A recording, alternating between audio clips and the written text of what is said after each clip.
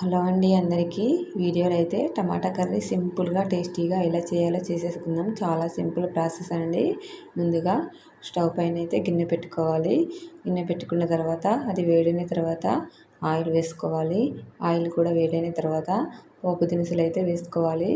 పోపు దినుసులు చిటపటలాడిన తర్వాత ఒక మీడియం సైజ్ ఆనియన్ అయితే చిన్న ముక్కలుగా కట్ చేసుకొని అయితే వేసుకున్నాను.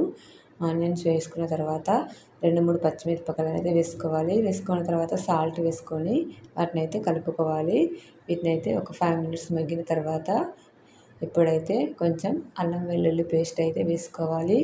అల్లం వెల్లుల్లి పేస్ట్ వేసుకున్న తర్వాత కొంచెం పసుపు కూడా యాడ్ చేసుకోవాలి. ఇవి రెండు అయితే పచ్చివాసన పోయేంత వరకు వేయించుకోవాలి నూనెలో. ఇవి రెండు పచ్చివాసన పోయిన తర్వాత ఇప్పుడైతే కట్ చేసుకున్న టమాటా ముక్కలను అయితే వేసుకోవాలి. ఇవైతే ఒక 1/2 కేజీ వరకు అయితే ఉంటాయండి. టమాటాలు చాలా పుల్లగా ఉన్నవి. ఇవైతే దేశీ టమాటాలు వేసుకొని అయితే కలుపుకోండి.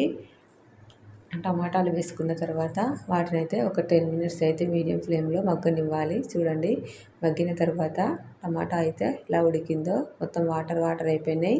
పుల్లగా ఉన్నాయని చెప్పాను కదా, దేశీ టమాటాలు.